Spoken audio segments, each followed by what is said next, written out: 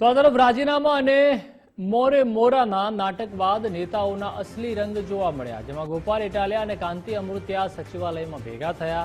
બંને નેતાઓ રમૂજી અને હળવી શૈલીમાં એકબીજાને મળ્યા। સોશિયલ મીડિયામાં એકબીજાના કટ્ટર દુશ્મન, વાસ્તવમાં કંઈક અલગ જ રૂપ જોવા મળ્યું। નેતાઓના ચહેરા ખોટા છે કે પછી સોશિયલ મીડિયાના પડકારો છે તે સવાલ છે। બંને નેતાઓ જૂના મિત્રો હોય તેવી રીતે એકબીજાને મળ્યા।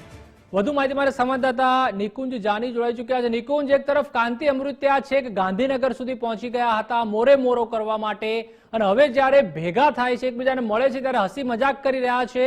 શું વધુ વિગતો?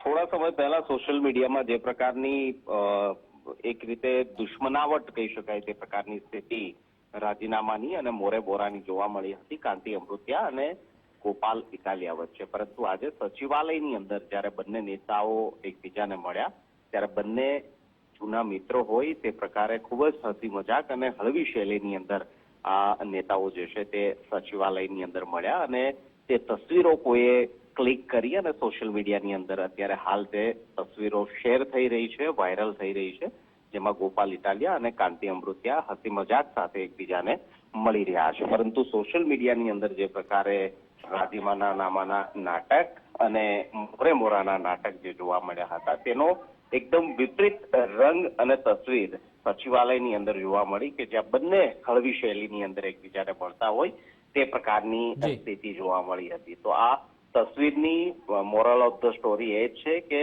સમર્થકોએ આ નેતાઓ પાછળ ખોટો રક્તચાપ કરવો નહીં, કારણ કે આખરે નેતાઓ જે છે તેની હળવી શૈલી કયા પ્રકારની હોય છે તેની આ તસવીર પુરાવા સાબિત થાય છે। આભાર નિકુંજ, માહિતી બદલ।